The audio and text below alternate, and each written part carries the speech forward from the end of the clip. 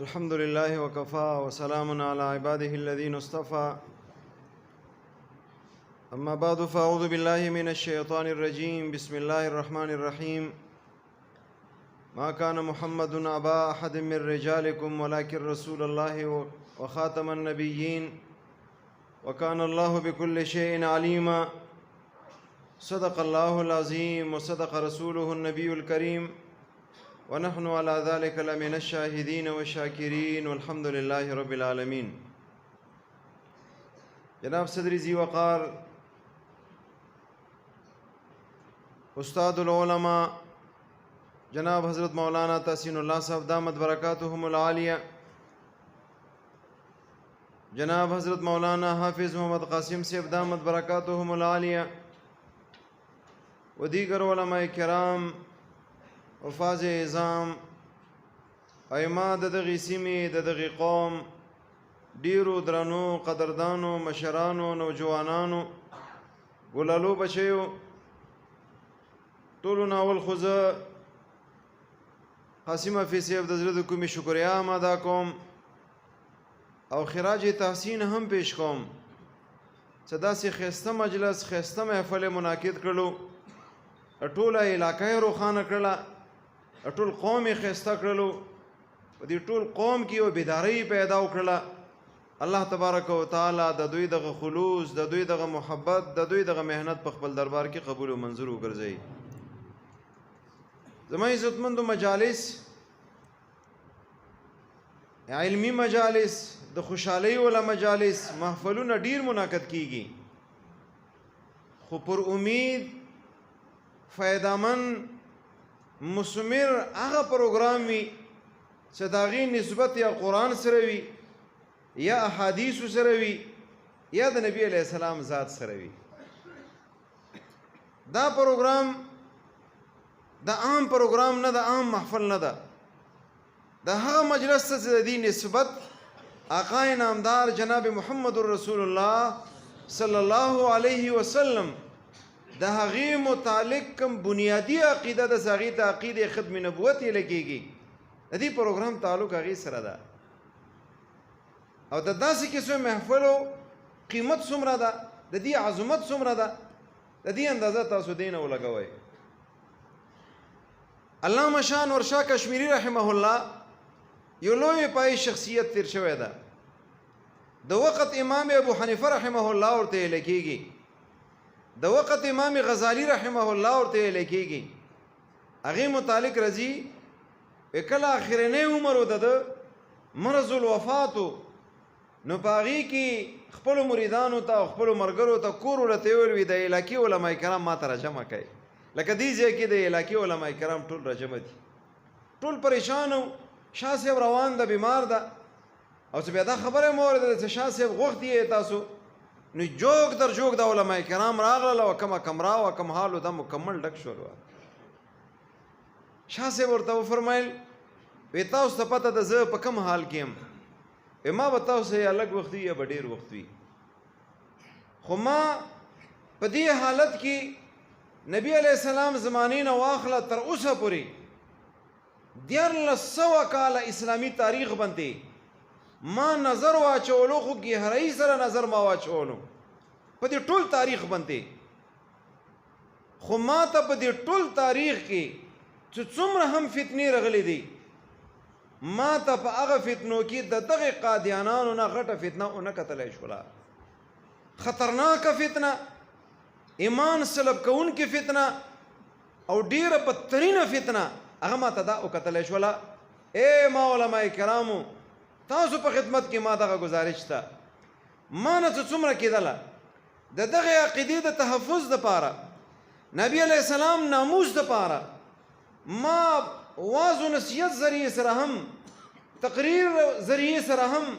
تصنیف ذریعې سره هم د دغې فتنې د سرکوبۍ دپاره څومره ما نه کېدلی شو، ما خپل کوشش وکړلو. امام علما کرامو د دغې فتنې د سرکوبۍ دپاره محنت وکئ، خورۍ وکئ، کوشش وکئ، جد و جهد وکئ. او بله خبره ورته دا کوم چې د دغې محنت، د دغې جهد، د دغې کوشش ثمره او نتیجه او بدله الله په نسبت دی هغه صرف او صرف جنت ته. او که به تاسو کې څوک په دې باندې ما په خبرې باندې شک کوي وي زه د هغه ضامن یم څه کم انسان هم د ختم نبوت د عقیدې د تحفظ لپاره جدوجہد کوي څه هغه کم نمونې کې هم د ختم نبوت د عقیدې د تحفظ لپاره جدوجہد کوي هغې ته به الله تبارک وتعالی جنت ورکوي وي د دغې خبرې زه ضامن یم انشاءالله الله تبارک وتعالی د دغې محنت په سیلې کې هغه ته به خامخا جنت ورکوي حفیظ صاحب خوش قسمته ده حفیظ صاحب سره په دې میدان کې په دغې پروګرام په انعقاد کې چې چا هم کوشش کړی ده مالی تعاون یې ورسره کړی ده لساني تعاون یې ورسره کړی ده چې څرنګه هم تعاون کړی ده یا د تاسو د کلي نه مختلفو علاقو نه بانډو نه تاسو دې زیاته تشریف راوړی ده خوشحاله اوسېږئ په دې باندې چې تاسو دغه کم محنت ته د هغه محنت ته چې د دې سیلا سوا د جنت نه بله نشته الله تبارک وتعالی د دغې محنت او د دغې جدوجہد سیلا الله تبارک وتعالی جنت ورکوي الله د مو تاسو ټولو ته د ختم نبوت د عقیدې د تحفظ محنت او جدوجہد توفیق را نصیب کی او الله د مو تاسو ټولو ته جنت را نصیب کی زما عزتمندو ما نه مخکې حضرت مولانا محمد عباس صاحب دامت برکاتهم العالیه حضرت مولانا علیم الله صاحب دامت برکاتهم العالیه تفصیل سره خبره وکړله زه تاسو زیات وخت نه اخلم د هغه خبرو نچوړ تاسو ته ذکر کوم ختم نبوت څه ته لګېږي د ختم نبوت اهمیت څه ده دې دپاره اکابرو څومره کوششونه کړي دي او ما او تا ذمہ دارۍ څه ده اختصار سره دغه څلور خبرې مختصر د خبرو نچوړ ذکر کوم درته زما عزتمندو ختم نبوت په اسانو الفاظو کې دې ته لګېږي دغه آدم علیه السلام نه واخله تر اوسه پورې تر قیامته پورې د انسانانو څه کومه سلسله روانه ده د دې د رهنمایي او د دوی د هدایت دپاره الله تبارک وتعالی انبیا علیهم السلام هغه منتخب کړي دي د دغه انبیاو سلسلې ابتدا آدم علیه السلام نه کیږي او انتها د په نبی علیه السلام باندې کیږي بس اوس نبی علیه السلام نه بعد بل نبی نشي راتللی دې ته ختم نبوت یې لکېږي دا د مو تاسو عقیده ده د دغې عقیدې اهمیت څه ده دا څومره اهمه عقیده ده زما عزتمندو عقیده وي اعمال قبلیږي عقیده خرابه شوله یو عمل هم نه قبلیږي اما عائشه رضی الله تعالی عنها یوې ورځې نبي علیه السلام نه تپوس وکړو چې یا رسول الله ابن جدعان دا خو ډېر لوی سخي تیر شوی ده په جاهلیت کې دا د ابوبکر صدیق رضی الله تعالی عنه د خاندانو یا رسول الله دې باره کې تاسو څه حکم ده هغې خو داسې طریقې سره خیر ښېګړې کړي دي صدقې کړي دي سخاوتونه یې کړي دي وی د ده په تاریخ کې راځي وي د ابن جدعان داسې و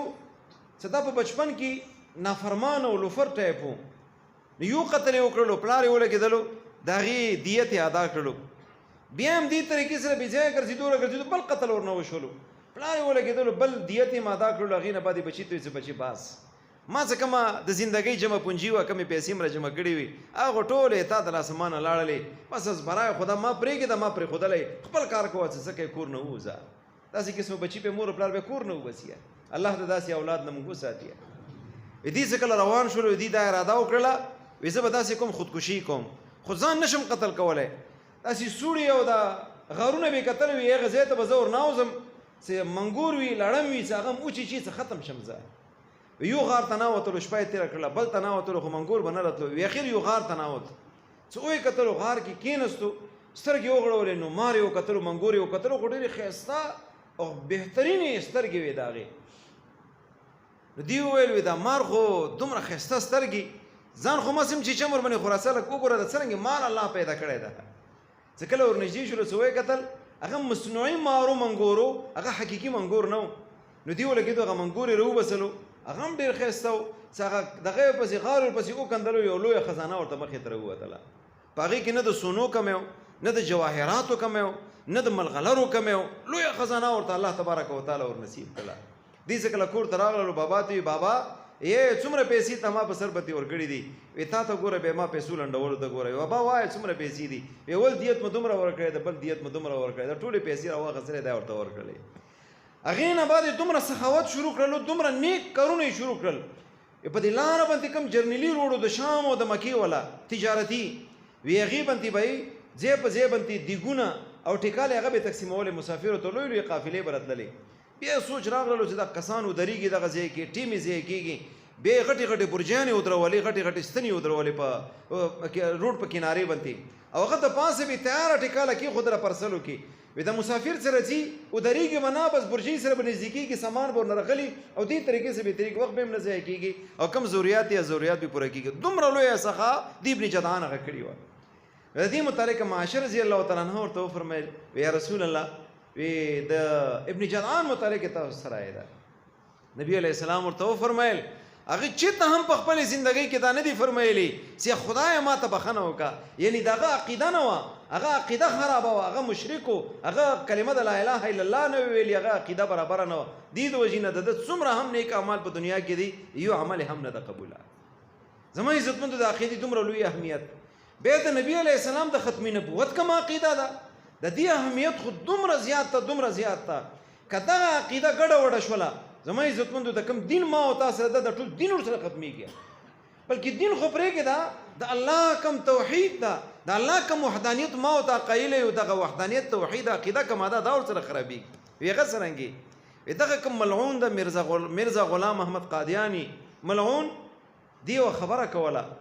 وی ما ته ملایکه راغلي ده کومه ما ته وحی راوړي ما ته دا ویلي دي العیاذ بالله ثم العیاذ بالله وی الله تبارک وتعالی فرمایي وی انما امرک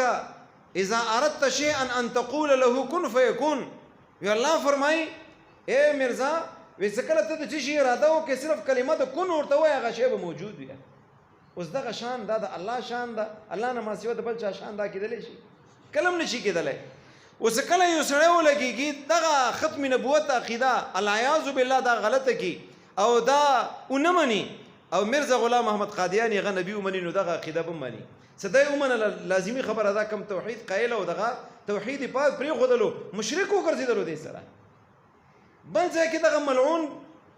یی زما ته کومه ملایکه ده ټیچي زما ته وحی راوړي وی ما ته دغه ویلې شوي دي او دا به ویل اعطیت صفت الافناء والاحیاء وی ما ته د فنا کولو او د ژوندې کولو کوم صفت ته دا ما ته میلاو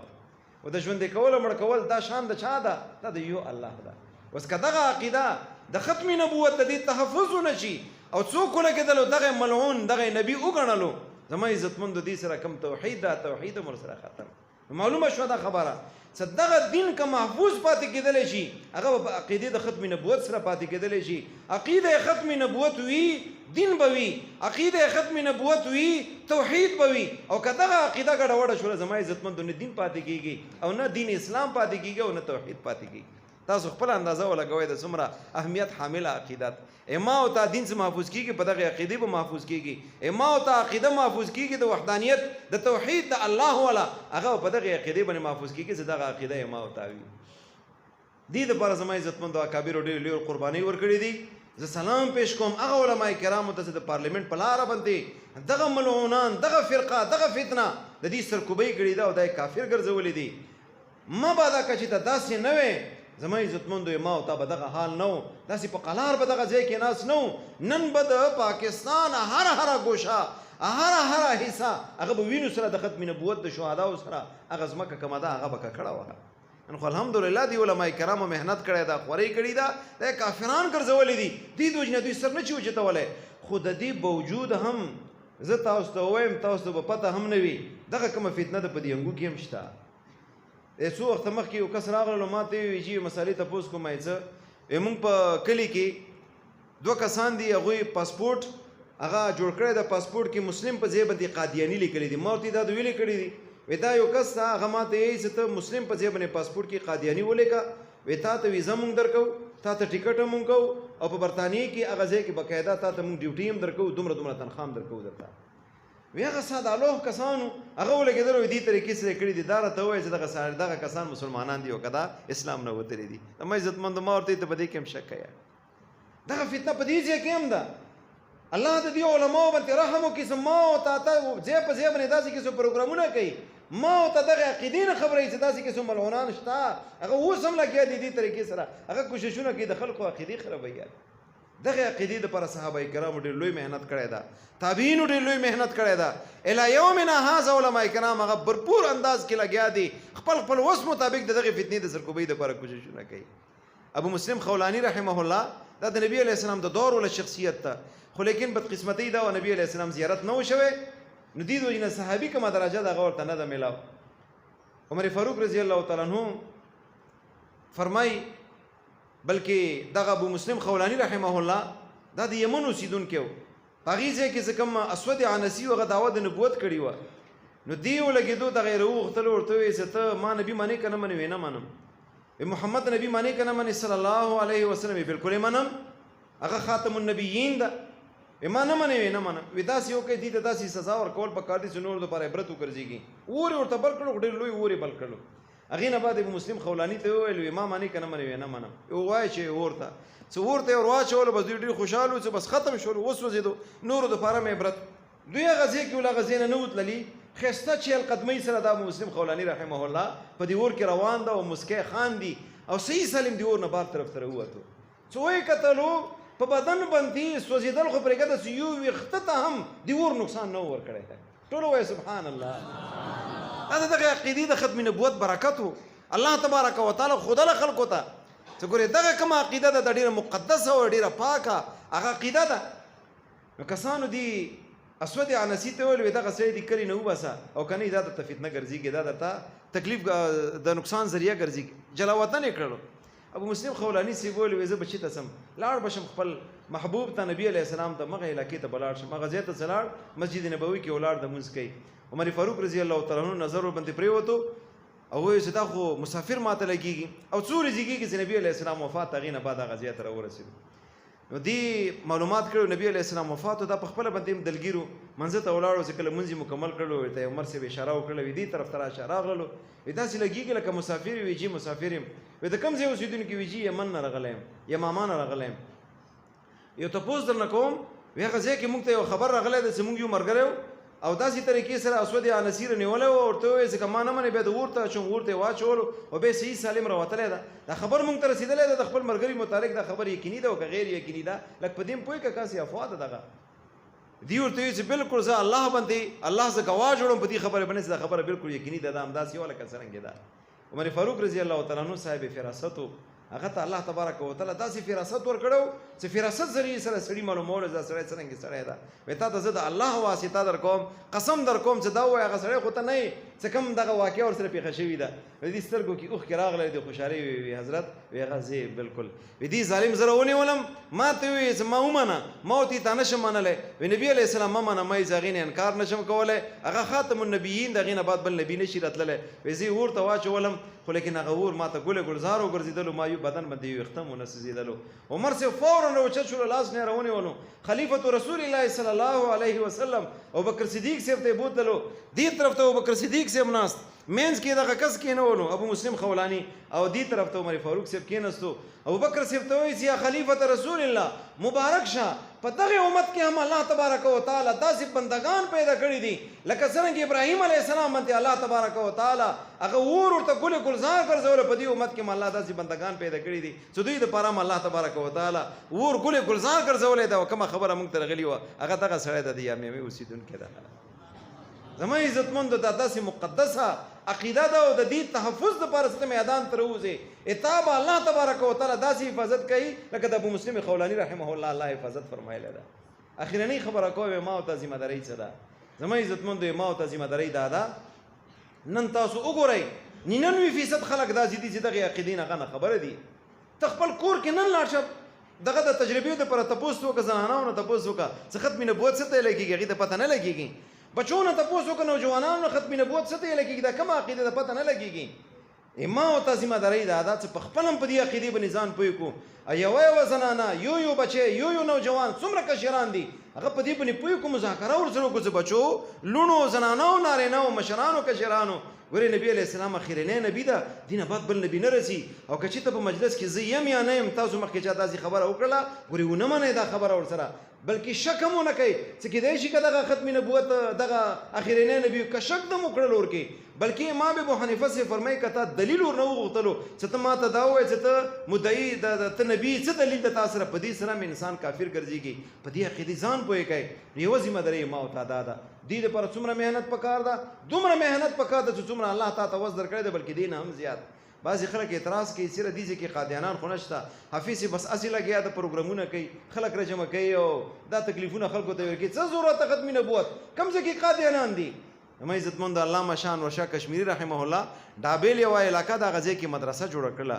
چا ورته وویل حضرت دې ځای کې مدرسه ولې جوړوئ؟ وایي دا مدرسه دې د وجې نه جوړوم دې ځای کې چې دغه فتنه دې ځای ته رانه شي او د دغه فتنه دغه ځای کې خورا نه شي. وایي حضرت دې ځای کې خو فتنه نشته که نه، دې ځای کې مدرسې څه ضرورت ده دومره تکلیف کې هغه ځای نه ته رسي؟ وایي نه دا مدرسه زه دې دپاره جوړوم چې د کم خلک دي د خلک زه پوه کم په دې عقیدې باندې دغه فتنه به خامخا دې ځای ته رسي چې کله هم دغه فتنه رسي دا ټول خلک ورته سیسه پیلای دیوار غوندې ورته ودرېږي چې دا عقیده موږ نه قبلو، موږ هغه عقیده مانو چې کومه عقیده نبي علیه السلام موږ ته ښودلې ده، قرآن ورته ښودلې ده د خاتم النبیین ولز نبي علیه السلام اخرنی نبي د هغې نه بعد بل نبي نه راځي چې د خلک مخکې نه پوهېږي ګمراه یې نه کړي.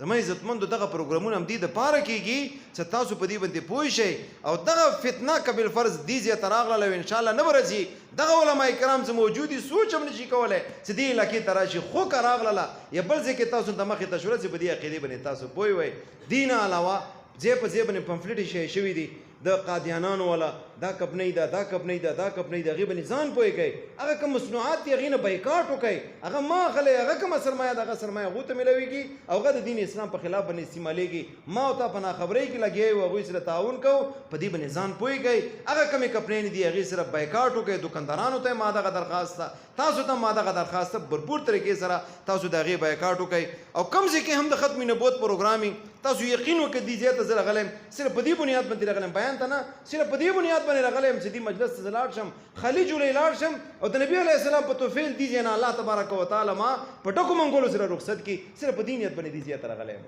او انشاءالله زه د څومره خلک دې ځای ته راغلي دي ما امید بلکې قوي امید د الله نه چې څومره هم خلک دې ځای ته راغلي دي د دغې ختم نبوت په موضوع باندې دغې مجلس ته راغلي دي، خالي جوړی به راغلي وي، الله تبارک وتعالی دې مجلس نه په ټکو منګولو باندې به رخصتوي. زه په آخر کې یو ځلې بیا د حافظ صاحب دې سره څومره رفقای کار دي ټولو د زړه د کومې شکریا ادا کوم، خراج تحسین پیش کوم. او دا قوم خو دغه علاقه ده خو مخکې نه علماو باندې مینه او د قوم د په نیکو خلکو باندې مینه علاقه ده، مخکې هم دوی د علماو سره مینه محبت ساتلې ده او انشاءالله دغه مینه او دغه محبت دا به تر مرګه ساعته پورې برقرار به وي که نه به وي انشاءالله.